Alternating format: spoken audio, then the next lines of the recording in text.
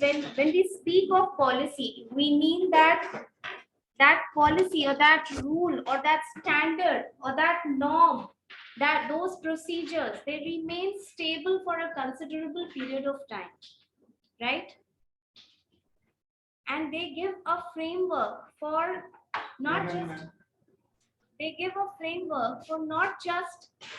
the employees but also the employers for taking any action regarding anything. Understood? जैसे कि अगर discipline की बात होती है ऑर्गेनाइजेशन में, तो आप कैसे, ये ऑर्गेनाइजेशन आपको चार्ज करेगी कि आपने जो किया वो इनडिसिप्लिन है? वो कैसे पता चलेगा? हजारों चीजें ऐसी हो सकती हैं जो आपके बिहेवियर से मैनिफेस्ट हो सकती हैं। हर चीज को तो इनडिसिप्लिन में नहीं डाला जा सकता है। There are written rules and regulations regarding discipline in the organization. Discipline के लिए भी रूल एंड रेगुलेशन है कि क्या आपकी कौन सी एक्टिविटी, आपका कौन सा बिहेवियर इनडिसिप्लिन में आया। Understood? So these are the likewise और भी चीजें आपको बताई गई, जैसे जिन कंट्रीज में वेपन्स अलाउड होता है, प्राइवेट वेपन्स, अमेरिका वगैरह में private weapons they, it's a common thing. So weapon related चीजें, सेटल डाउन, तुम लोग सेटल हो जाओ पहले। जिन कंट्रीज में वेपन रिलेटेड ऐसा इशू, हमारे यहाँ तो इलीगल है, ठीक है, लाइसेंस्ड एक्सेप्ट फॉर लाइसेंस, लेकिन वहां भी अमेरिका वगैरह में या अदर कंट्रीज में प्राइवेट आर्म्स का एक प्रॉब्लम है। That is a problem now because the access is so simple. So regarding that उनकी एचआर पॉलिसीज में वेपन्स इंक्लूडेड होगा, ठीक है। हमारे यहाँ पे कुछ ऑर्गेनाइजेशन में होगा just as a proactive major.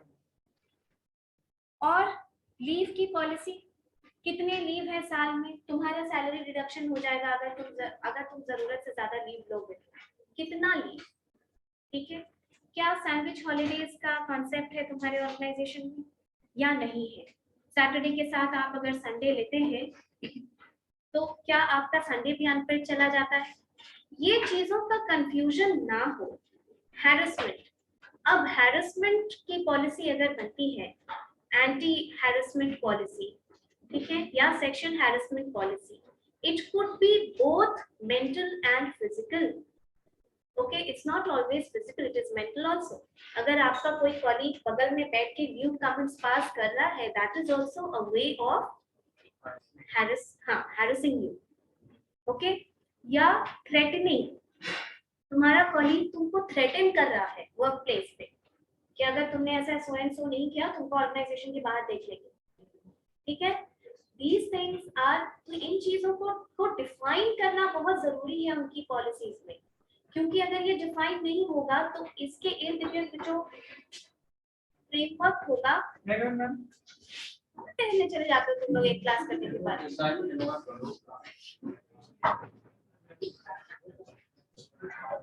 In frameworks, इन अगर ये चीजें, if these things are not defined in your policy, it will be difficult even for the employer to charge you. वो चार्ज कैसे लगाएंगे आप पे कि आपने किसी चीज का उल्लंघन किया है? That has to be clearly written in your policy. That is why policy is important. Policy is like a structure, you know, the internal structure that it provides to both the employer and the employee. आप कई जगह पे जब join करेंगे तो बहुत अच्छा, जो थोड़ी ढंग की ऑर्गेनाइजेशन होती है ना, वो क्या करेंगी आपको, जब अब तो सब कुछ डिजिटल होने लगा, कोविड में और ज्यादा डिजिटल होने लगा, so what happens कि आपका ऑनबोर्डिंग भी ऑनलाइन ही हो जाता है। Okay, they go for some softwares like Grey HR kind of software। तो ऐसी सॉफ्टवेयर में क्या होता है कि स्टेप बाय स्टेप होता है, वो कितना मॉड्यूल लेना है उसका पेमेंट करती है ऑर्गेनाइजेशन, ठीक है, पर हेड के हिसाब से। जैसे 400 लोगों का मॉड्यूल लिया तो उसका पेमेंट किया, ज्यादा एम्प्लॉइज का लिया उसका किया, तो ऑनबोर्डिंग भी आपकी ऑनलाइन ही हो जाएगी। But before ticking off last में कि you agree to the terms and conditions और the policies of the organisation, उसके पहले आपको फुल उसका पॉलिसी डिजिटल वे में दिखा रहता है।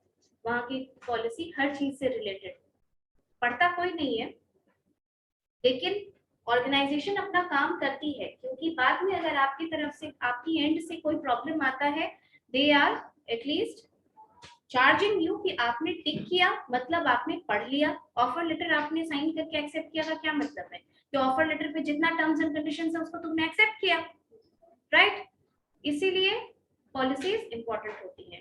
देखो प्रैक्टिकली इतनी पॉलिसी होती है कि उसको तुम एक बार में नहीं पढ़ के समझ सकते हो, वो धीरे धीरे ही समझ में आता है। ऑर्गेनाइजेशन ज्वाइन कर लिए तो आप ये सोचोगे कि मेडिकल पॉलिसी है, ऑर्गेनाइजेशन ज्वाइन कर लिए फिर ये सोचोगे कि मेडिकल पॉलिसी है, अब तुमको या तुम्हारी फैमिली में लोग जाएंगे हॉस्पिटल में, तब तुम समझोगे कि कितना पैसा रिइंबर्स होना है, कितना पैसा तुमको अपना लगाना है, ओपीडी का चार्जेस वो देंगे या तुम दोगे, कितने ऊपर अमाउंट, जैसे कई जगह पे कई ऑर्गेनाइजेशन ये कहती है कि ओपीडी का चार्जेस हम नहीं देंगे, ठीक है, अनलेस कि वो 700 रुपए से ऊपर हो। ओके, होता ये है कि आप एडमिट होइए, वहां का बिल दिखाइए कि आप एडमिट हुए, फिर देन इट डिपेंड्स की रिइंबर्समेंट फुल है तो ठीक है, नहीं तो कई जगह पे 70% या 80% होता है ना? ये चीजें मेंशन करने जरूरी है। हाँ, talking about the HR policies in India, specifically India, it is also simple. Two kinds of HR policies are there in India. One is that is common to the organization, okay? The other which is legal also, and the other one is which is specifically designed to cater the needs of your organization. Fine. कुछ चीजें ऐसी हैं जो आपके organisation के needs को specifically cater करने के लिए बनाई जाती है। तो those policies like work from home की पॉलिसी, राइट? आप ऑर्गेनाइजेशन में वर्क फ्रॉम होम में भी 1000 तरीके की चीजें आ सकती हैं। अगर आप वर्क फ्रॉम होम का सेटलमेंट दे रहे हैं तो फर्नीचर का अलाउंस, ये अलाउंस, वो अलाउंस दिया है ना आईटी कंपनीज ने, 20-20 हजार रुपए तक वो दिए हैं घर में सेटल करने के लिए। हाँ, टेबल, चेयर, लैपटॉप तो कंपनी ने दी है, वाईफाई, यस, ये चीजें सेट करने के लिए। प्लस वर्क फ्रॉम होम में आप किसको कंसिडर करेंगे, ठीक है? वर्क फ्रॉम होम का रिमोट लोकेशन, आप कितना रिमोट को वर्क फ्रॉम होम अलाउ करेंगे, राइट? और मान लो कई जगह पे ये भी था कि वीक में 2 दिन वर्क फ्रॉम होम और बाकी दिन ऑफिस ऑपोजिट भी, ठीक है? धीरे धीरे ये चीजें आप अपने मन से नहीं बता सकते ना कि आज कंपनी को मन में आया तो कंपनी आज ऐसा कर दी। It's a full fledged policy. और पॉलिसी के बारे में ये बोला जाता है कि पॉलिसी आपकी it remains stable for a considerable period of time. आज लीव की पॉलिसी कुछ हो गई, 2 महीना कोई और एम्प्लॉई आया उसके लिए चेंज हो गई, तो ये ऑर्गेनाइजेशन के बारे में अच्छा मैसेज नहीं देती है, ठीक है? यही एचआर पॉलिसीज या for that matter other policies का लिमिटेशंस भी होता है। वी ऑल नो कि business is operating in an extremely dynamic environment, right? एक बहुत बड़ा external change आप लोगों ने खुद विटनेस किया। जनरली इन लाइफ टाइम ये दिखता नहीं है, मतलब समझ नहीं आती है। पूरा फर्स्ट सेकंड सेमेस्टर चला गया ना ऑनलाइन तुम लोगों का ऑलमोस्ट, ये तो कभी नहीं होता अगर कोविड नहीं आता and this was unavoidable, right? This was very very unavoidable. ये गवर्नमेंट भी कंट्रोल नहीं कर सकती है। इतना ज्यादा जो एक्सपेरिमेंट्स हुआ, स्कूल ऑनलाइन हो गया, कॉलेज ऑनलाइन हो गया, ऑफिस ऑनलाइन हो गया, except for the operational jobs everything was tried to be online, right? This is an external environment change, right? ये एक्सटर्नल है। एक्सटर्नल एनवायरनमेंट का क्या मतलब होता है?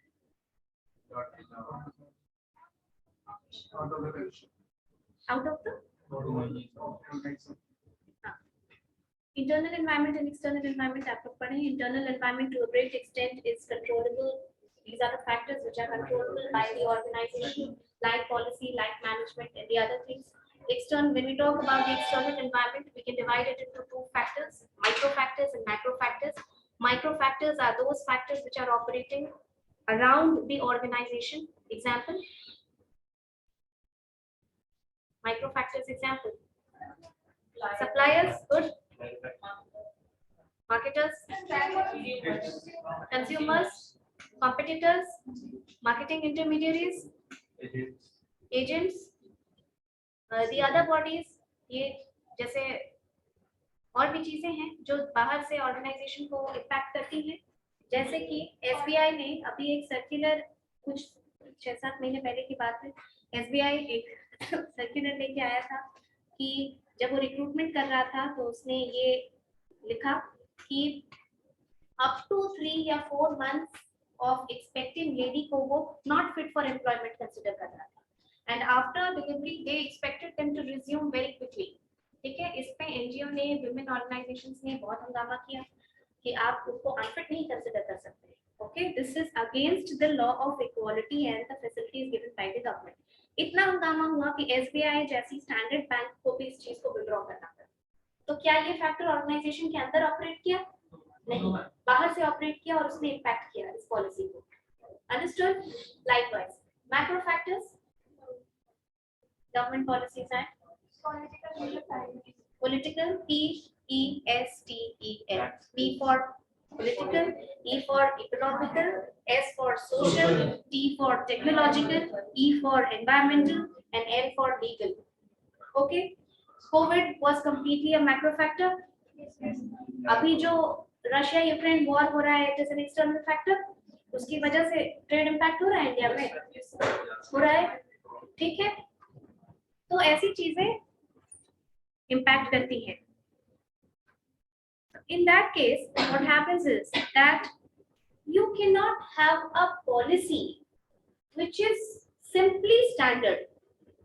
You cannot have in such time, क्यों तुम लोग को इतना डायनामिज्म समझाए हम, क्योंकि एक टाइम था जब प्लानिंग की जा रही होती थी and it remained for a certain period of time.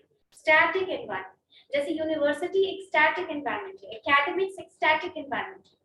Aryabhata में अगर कोई प्लानिंग होती है तो दैट विल रिमेन, ओके, लेकिन बिजनेस स्टैटिक एनवायरनमेंट नहीं है, it is dynamic. Businesses are changing rapidly due to the change which is outside the environment. If you don't change, your competitors will change and then you'll be forced to change. So better to compete and to survive, bring the change yourself. ठीक है, planning जो department होता है, जो top management होते हैं, वो बराबर एनवायरमेंटल स्कैनिंग में इन्वॉल्व होते हैं। कोई बात कर रहा है क्लास में, क्या बात है लास्ट बेंच, तुम लोग को बोले ना, I know that you are a close net of friends, ठीक है बैठो क्लास में साथ में, क्लास डिस्टर्ब नहीं करो, यहाँ आके देखो डिस्टर्बेंस होता है, बीच में बुनबुन बुनबुन करने लगते हो तुम लोग और लगता है कि पूरे शांत क्लास में समझ में नहीं आता क्या। जो प्लानिंग होती है टॉप मैनेजमेंट की प्लानिंग, वो हमेशा एनवायरमेंटल स्कैनिंग के लिए लगे रहते हैं। ओके, एनवायरमेंटल स्कैनिंग क्यों?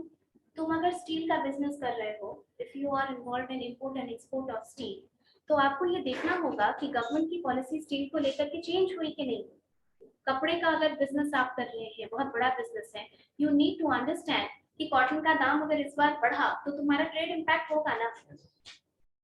ठीक है, एजुकेशन सेक्टर में अगर तुम काम कर रहे हो, प्राइवेट ऑर्गेनाइजेशन स्पेशली अगर चला रहे हो, बजट का क्या सीन है, तो you need to always be ready for the change which is there outside the organisation. तो जब हम एचआर पॉलिसीज की बात करते हैं, so this is why we say that there are also certain limitations of policies. Okay, there are also certain limitations of policies in the organization, one of which is that since the external environment changes rapidly, you cannot have a policy which does not change. Okay, you need to keep it very, very flexible in order to inculcate the changes, the changes that will be caused in your organization because of changes which are being caused outside the organization. Okay, write down limitations of HR policies.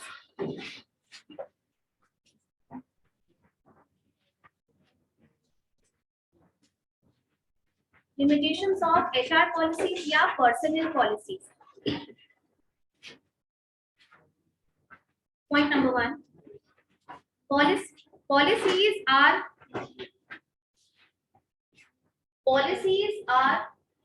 repeatedly used plans.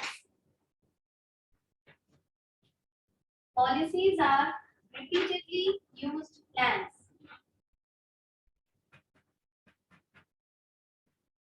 They bring about rigidity in the operations.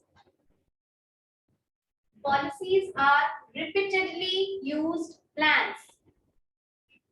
They bring about rigidity in operations.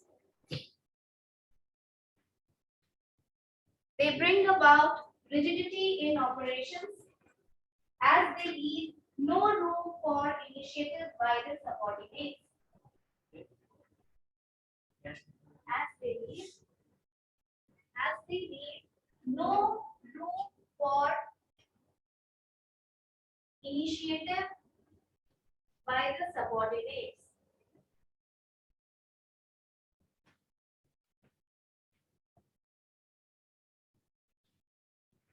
Policies are repeatedly used plans.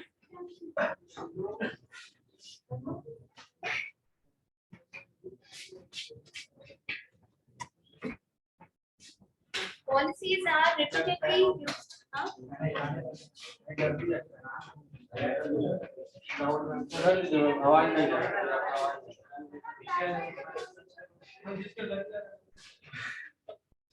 Policies are repeatedly used plans.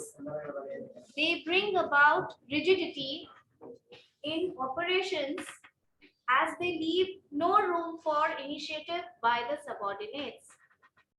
ठीक है? Second point. No room. Subordinate कोई policy change कर सकता है? नहीं कर सकता है. Policy का मतलब मैनेजमेंट ने जो पॉलिसी बना दी उसको चेंज नहीं किया जा सकता है. So थोड़ा rigid होता है. No room for flexibility, no room for initiative by the subordinate. Second point लिखो. Policies may not cover all the problems. Policies may not cover all the problems.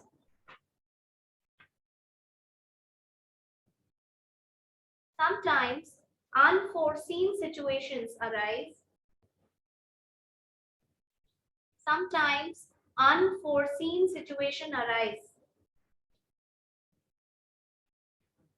Unforeseen माने जिसको देखा नहीं गया है. Unforeseen situation arise which are not covered by the existing policies. Arise.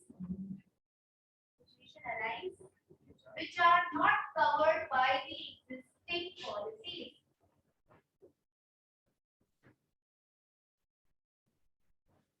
Next. Covered by the existing policies. Next, okay. Policies are no substitute. Policies are no substitute for human judgment.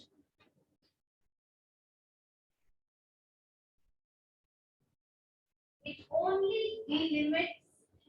Policies are no substitute for human judgment.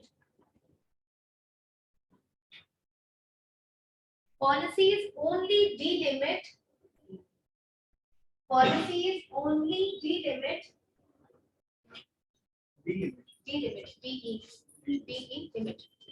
Delimit the area within which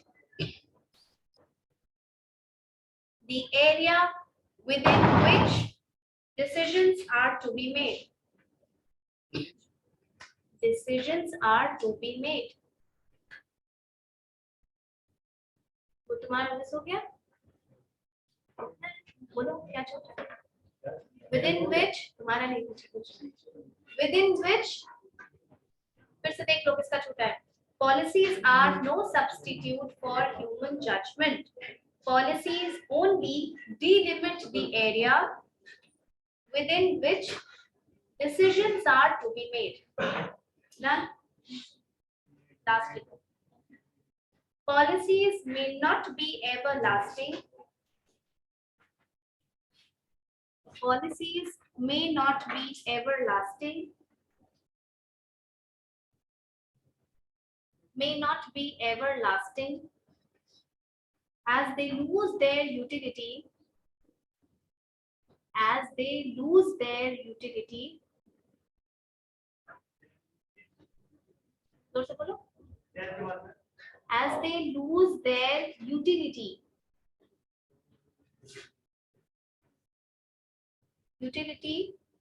according to the internal and external change of the environment.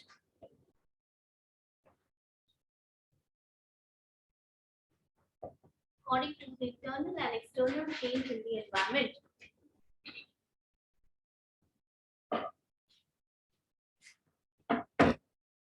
Some examples of policies are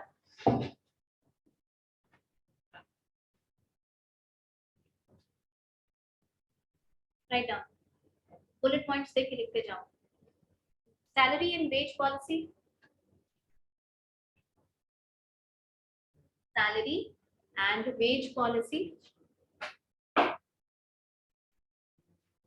Second, leave policy. देखिए, salary and wage policy, leave policy. Next, travel policy, work from home policy.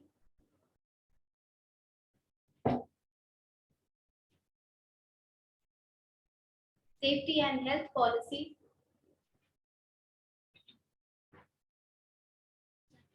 Safety and health policy. Anti-harassment and non-discrimination policy. Anti-harassment and non-discrimination policy. कुछ छूटेगा तो पूछ लेना. Anti-harassment and non-discrimination policy. Next, grievance policy. Grievance policy. Maternity and paternity policy. Maternity and paternity. 15 दिन का paternity leave भी मिलता है. Maternity, हाँ? ऐसे ही लीव नहीं लिया जाता है. Maternity का क्या मतलब होता है? So after child, the father is supposed to take care of the child also. For that, 15 days of leave is given. Maternity and paternity leave. Next, award and recognition policy. Award and recognition policy. Recognition policy. Okay, क्या हुआ? Grievance policy लिख चुके हो? Yes, ma'am. ठीक. देखो, limitations of HR policies में हम लोग ये देखे. देखो, बहुत सारी ऑर्गेनाइजेशन होंगी ऐसी जिनके पास वर्क फ्रॉम होम का कोई प्रोविजन ही नहीं होगा पहले, राइट? लेकिन कोविड के टाइम उनको भी एक पॉलिसी फ्रेम करनी पड़ी ना वर्क फ्रॉम होम की. So likewise, this is what is being said in the limitations of policy, that a policy cannot be made for eternal times. Since the business environment changes very rapidly, so it becomes obligation to bring about flexibility in the policies of the organization. Okay. Now, write down HR policies in India. Next heading. Grievance policy. Grievance मतलब क्या होता है? नहीं पता है. किसी को पता है grievance माने?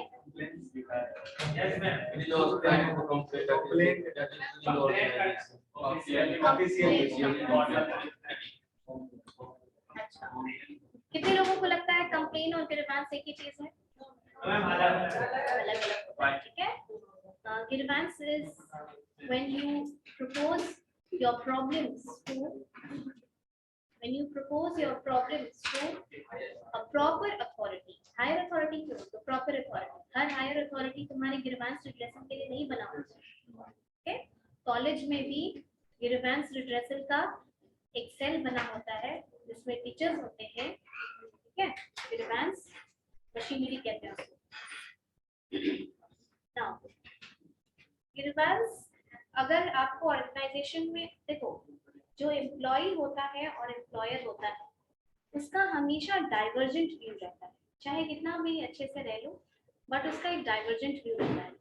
तुम कहीं एम्प्लॉय बन के जाओगे तो तुमको ऐसा लगेगा कि मेरा ट्रांसफर जानबूझ के मेरे होम टाउन से अलग किया गया। ठीक है, एम्प्लॉयर क्या चाहेगा? एम्प्लॉयर चाहेगा कि जहां तुम्हारी जरूरत है वहां तुमको भेजा जाए, और एम्प्लॉय हमेशा चाहेगा कि हम अपने घर के पास रहें। एम्प्लॉय चाहेगा कि प्रमोशन हमको टाइम बेसिस पे मिले। ऋषि कुछ एक्सप्लेन करना है गिरवास पॉलिसी में? करना है? ज्ञान उधर बांट रहे हो, यहाँ आके बांटो। हम नहीं बोल रहे हैं। गिरवास में इस तरीके का गिरवास होता है। पहली चीज कि आपको लगेगा कि आप डाइवर्जेंट क्यों होता है। एम्प्लॉयर हमेशा चाहेगा कि जहां तुम्हारी जरूरत है वहां तुमको भेजा जाए। तुम चाहोगे कि नहीं हम अपने घर के पास रहे। वो चाहेगा कि प्रमोशन मेरिट बेसिस पे, तुम चाहोगे कि नहीं प्रमोशन टाइम बेसिस पे, है ना? क्योंकि मेरिट के लिए तो तुमको बहुत मेहनत करनी पड़ेगी। तुम चाहोगे कि पैसा ज्यादा से ज्यादा मिले, वो चाहेगा कि पैसा कम मिले। तुम चाहोगे कि नहीं हमको और ज्यादा बोनस मिलना चाहिए। जो ऑर्गेनाइजेशन लेबर इंटेंसिव होती है ना, उन ऑर्गेनाइजेशन में जो ट्रेड यूनियन का प्रेसिडेंट होता है उसका बहुत निगोशिएशन होता है मैनेजमेंट के हेड से इस बात को लेके कि इस साल का बोनस कितने पे निगोशिएट किया गया। ठीक है, क्योंकि that is a major cost to the organisation. अब मैनेजमेंट तो चाहेगा ना कि बोनस थोड़ा कम दे, और जो लेबर का प्रेसिडेंट है वो चाहेगा कि ज्यादा से ज्यादा बोनस दिया जाए। तो there are a lot of problems and mostly they are divergent in nature. That is why तुमको इनजस्टिस का फीलिंग हो सकता है ऑर्गेनाइजेशन, तुमको गलत निकाला जा सकता है।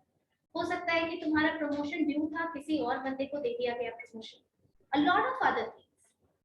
ठीक है, शिफ्ट को लेकर के इशू होता है, प्रोजेक्ट को लेकर के इशू होता है, टाइम को लेकर इशू होता है। There are multiple reasons of bone of contention between the employee and the employer. इसीलिए तुम्हारा गिरवांस, सुन रहे हो तुम? तुम्हारा गिरवांस किस दायरे में आता है?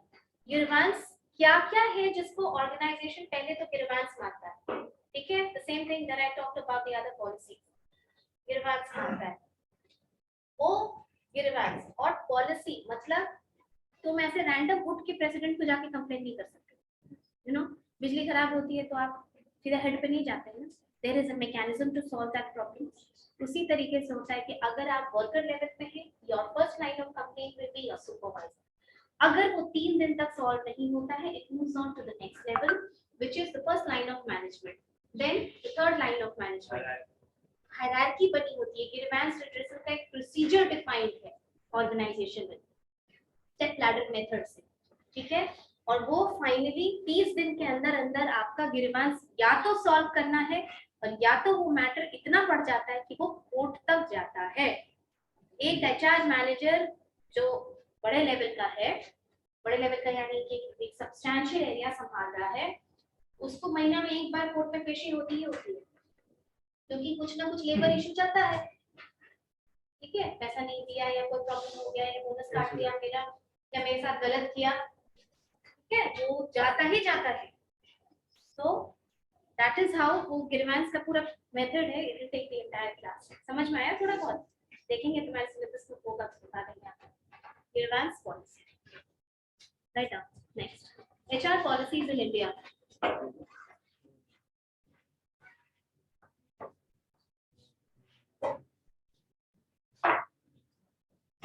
There are broadly two types of HR policies in India. There are broadly two types of HR policies in India. One, general policy, and two, specific policies. General policy, two, specific policies. General policy में लिखो, these are those policies. These are those policies which every organization has formulated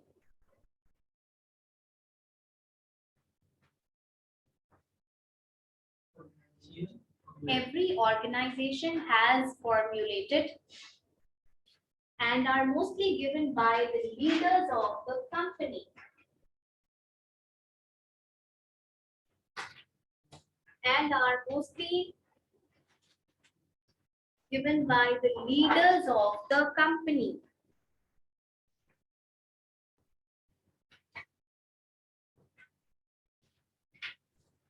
Specific policies.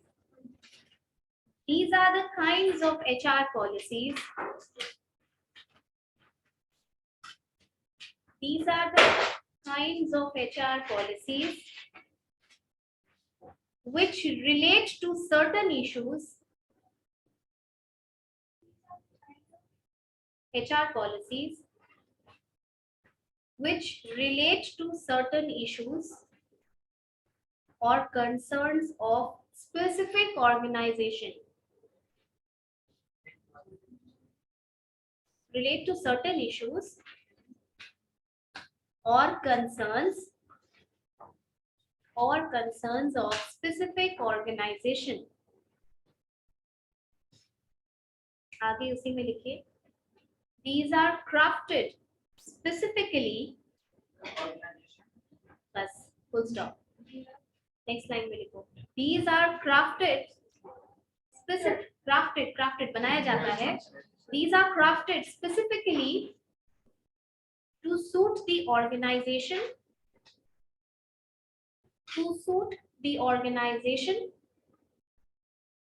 By the HR department. By the HR department.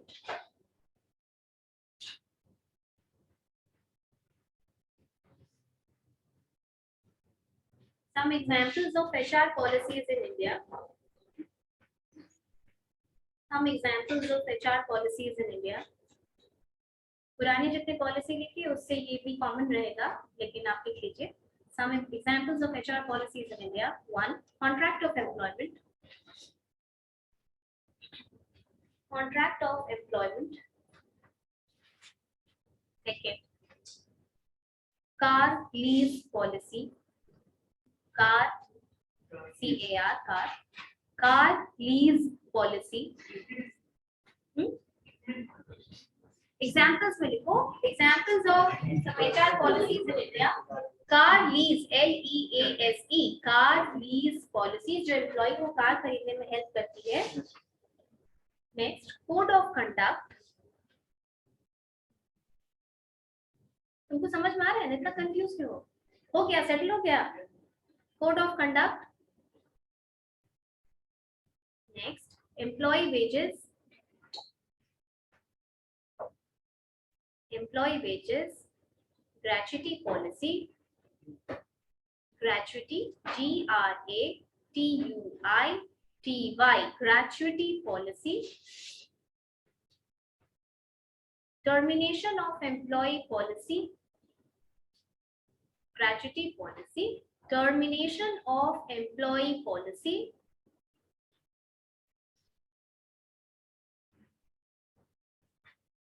Probation and confirmation policy. Probation, P-R-O-B-A-T-I-O-N. Probation, P-R-O-B-A-T-I-O-N. P-R-O-B-A. Probation and confirmation policy. Work from home policy, etc. Policy. Work from home policy, etc. Provision क्या होता है?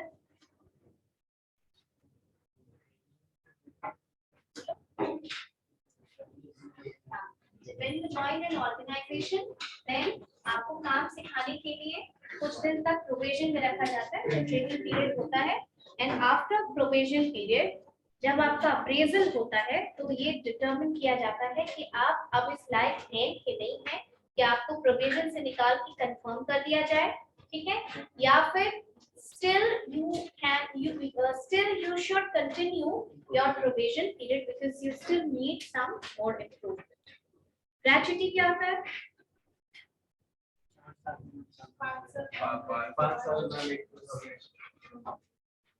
After काफी time में इसके पहले जब तुम बोले हाँ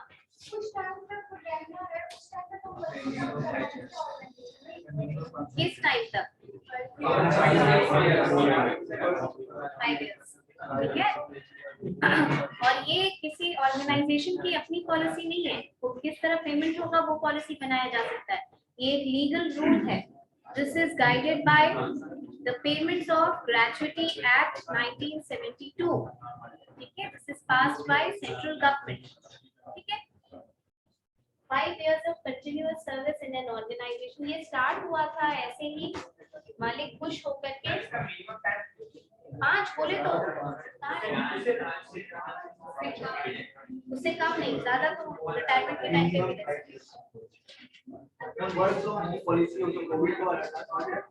पहले भी था आईटी कंपनीज में, पहले भी था कुछ नहीं, आईटी कंपनीज में था देते थे। ट्रांसपोर्ट का कॉस्ट ऑन साइट में ज्यादा होता है ना, हमारे यहाँ ट्रांसपोर्ट सस्ता है, वहाँ नहीं होता है। ये लोग वर्क फ्रॉम होम वहाँ दे देते थे यूएस में, 2 दिन आप ऑफिस जाइए बाकी 4 दिन।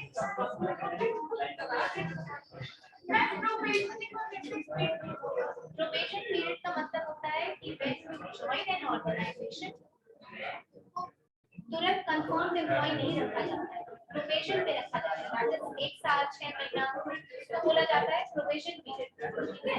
उस प्रोबेशन पीरियड में आपको काम सिखाया जाता है, काम सीखती हो तो जब तुम्हारा अप्रेजल होगा then it will be decided by the organisation कि कुछ ट्रीटमेंट देवी तो करना है, कंफर्म करना है।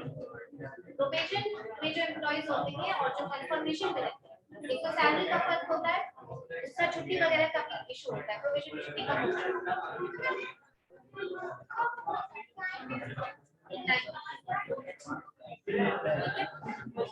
चलो there's another topic, आज हम लोग फर्स्ट कितने देर है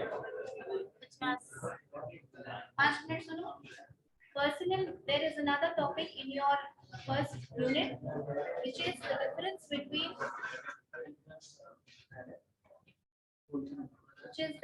between personnel management and HRM ठीक है।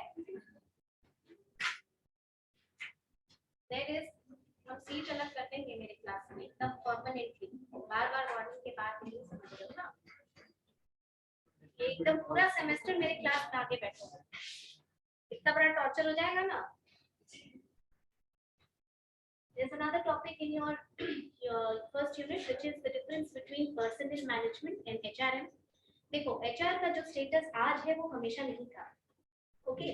अगर आप अपने पापा से पहले के टाइम पे या इवन पापा लोगों के टाइम पे बात करेंगे कि HR से वो क्या समझते थे, तो it was HR the human resource, HR का आदमी है, HR का आदमी was supposed to only negotiate salary on behalf of the employer and he was required to maintain the personnel records।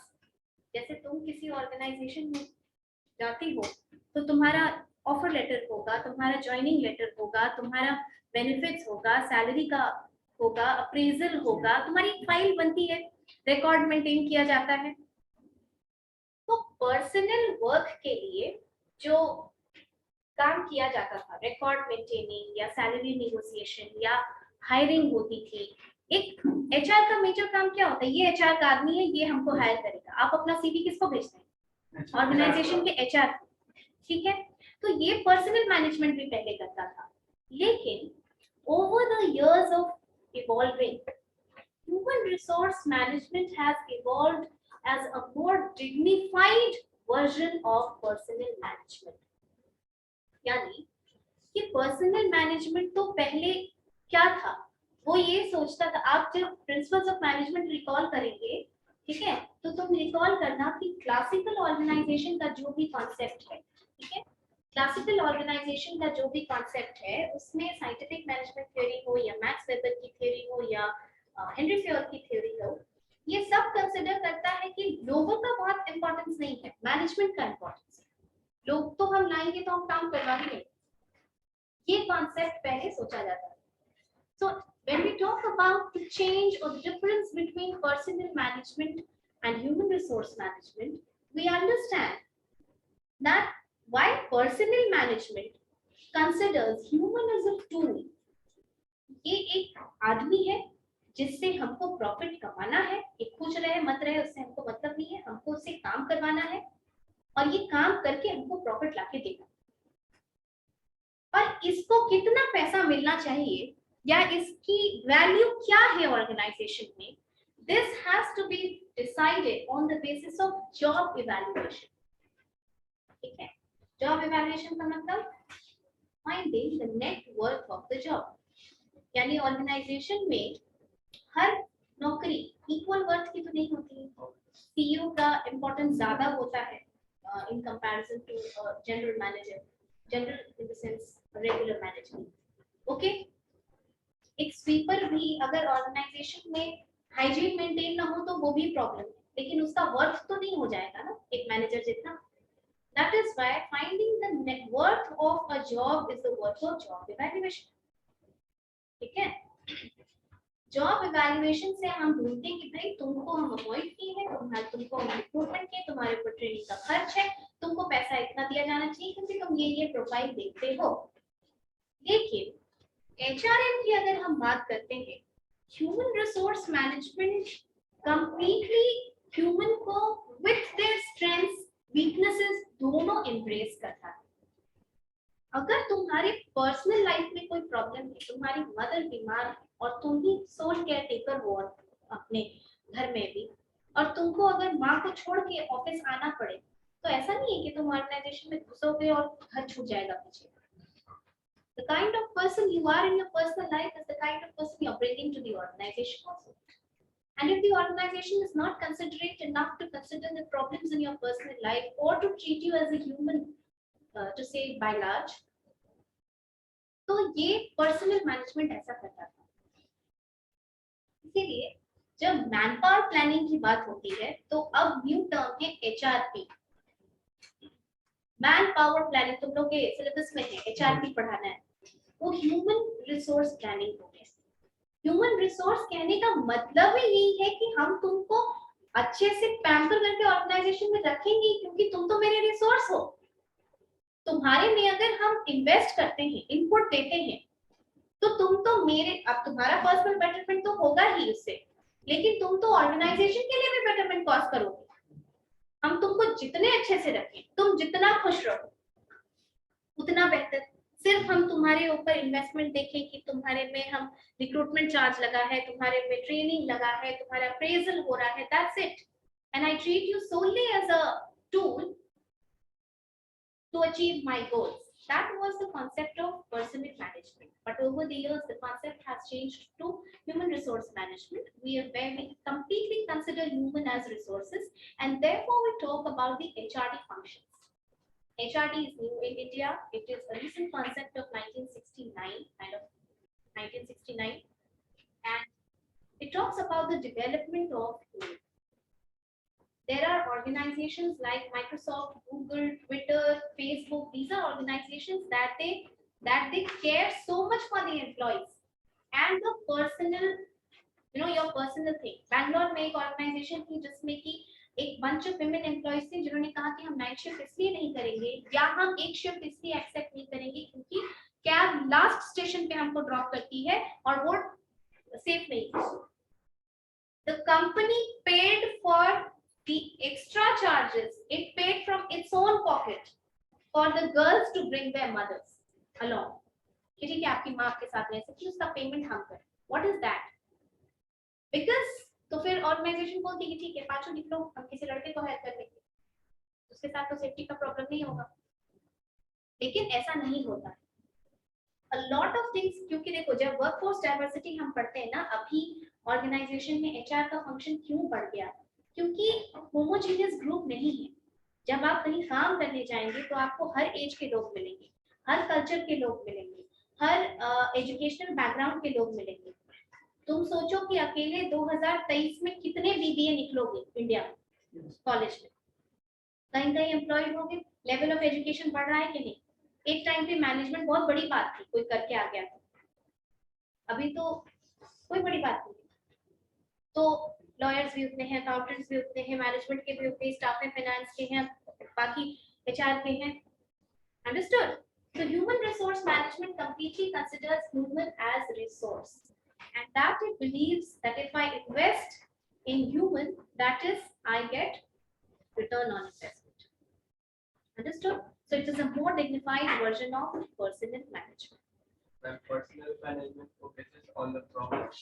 No, personnel management treats human as a tool. कि तुमको हम एक tool की तरह कंसीडर करें कि तुमसे हमको काम करवाना है. But if I treat you as a human resource, I'll say that Sagar is a person who's beneficial to my organization, and to let him work peacefully and with his full efficiency in the organization, I have to take care of this employee. Understood? With this, we complete the first unit.